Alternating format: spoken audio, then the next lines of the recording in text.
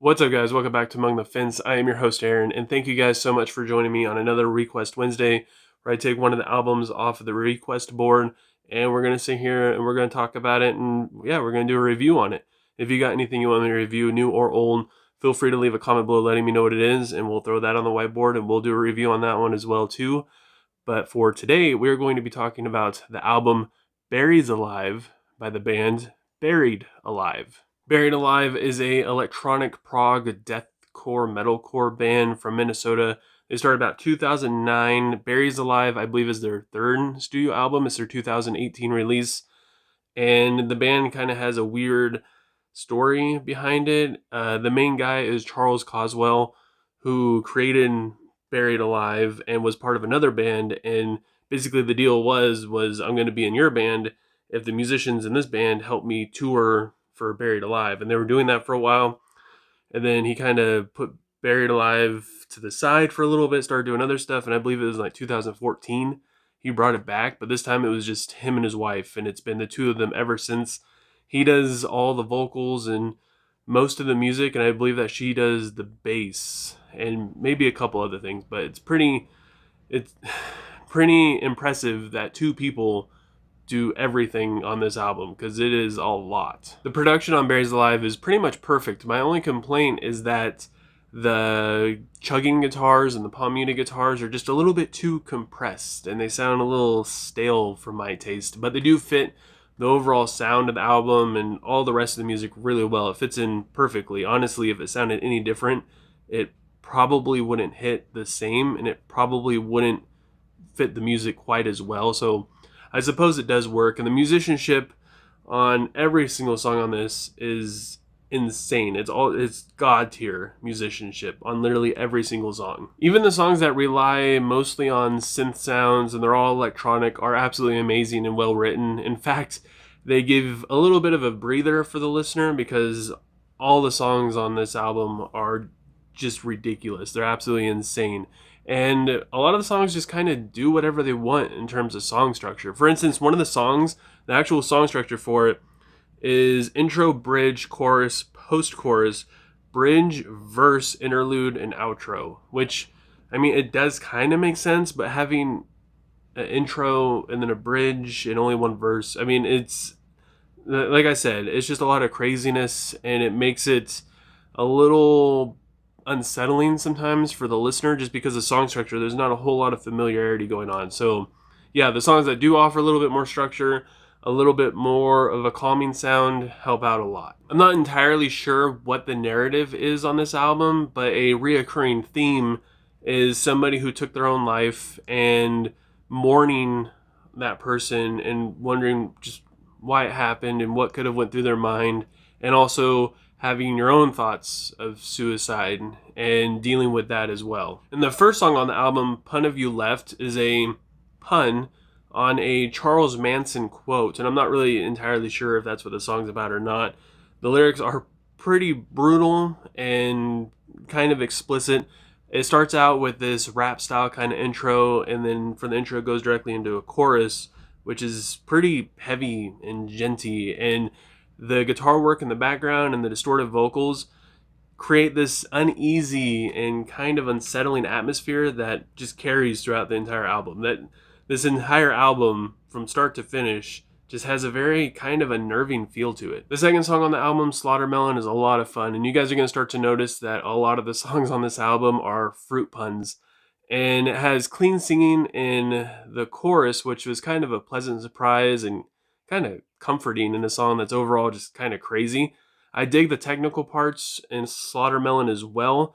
I mostly like the clean singing a lot. He's got a great vocal tone. He's got a really good voice. I wasn't really all that into his distorted vocals and his growls, but his clean singing he's got a great voice. I love it. One of my favorite songs on the album is Fruitality. The lyrics aren't really all that inspiring, but you can't say that they hold anything back, because they are aggressive and in your face, and you can't really tell which direction this song is gonna go. There's so many transitions in it, and the bridge and interlude are absolutely fantastic and will knock your socks off. And I was mostly into the outro, surprisingly, just because it's got like this chill lo-fi style to it, which I absolutely love. And I love that it was included in there. It kind of comes like out of left field, but at the same time, it fits the song really well. My other favorites are Dingleberries and I'm Letting Go.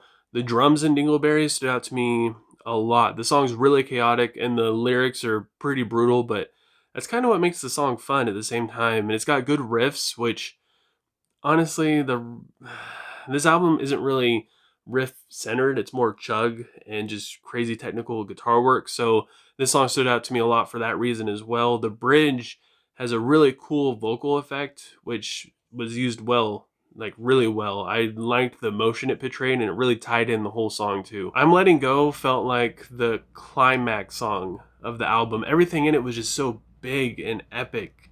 And the songwriting is probably pretty close to the best. I wouldn't say it's the best, but it's really close. And the vocals really just dig deep and they go for it. The guitar solo is absolutely epic. And it's like a metal version of the song Rest in Peaches, which actually came before it. Rest in Peaches is like one of the synth songs on the album. It's pretty calm and very gentle, and it's about someone who committed suicide and having suicidal thoughts and dealing with that. And just the contrast between the calm and gentle and the super heavy is absolutely amazing. It works so well. Just my only complaint about the song is the title of it's I'm Letting Go. What happened to the fruity puns? If you're going to stick to a theme, stick to the theme. Then you have some songs that have a more prominent deathcore influence, like the title track song Berries Alive, which is slaps so freaking hard, and the song is extremely good. It's about someone who committed suicide, and the lyrics are very, very touching and very sincere. And it might be my favorite clean vocal performance because, I mean, the song hits so hard, and the distorted vocals, this one kind of won me over on the distorted vocals. At first, I was like, his growls are okay. They're kind of just generic and bland sounding and not a whole lot of articulation or dynamics. But in Berries Alive, I mean, it slaps hard. And then the songs Armed Strawberry and Pear Pressure are pretty aggressive and brutal and heavy, mainly in terms of the lyrics, but I also do like the brutality and the heaviness that they bring musically as well, especially in Armed Strawberry. I really, really dig the dubstep outro in it. It's just, everything about that song is so dope. Another deathcore prominent song would be God Jammit, which has some of the better sounding technical parts to it, especially just the guitar work in general. The drums are also pretty good, but they didn't stand out to me nearly as much as some of the other songs, but just the guitar work was phenomenal and it sounded so freaking good, which it sounds good on every song, but this one, I don't know, I just kind of jived with it a little bit more. When all the other songs, it just kind of added more into the background and didn't stand out quite as much. The last song on the album, Berry Blast, is probably the best songwriting on this album. At least it's one that people can gravitate more towards just because the song structure is a little bit more familiar.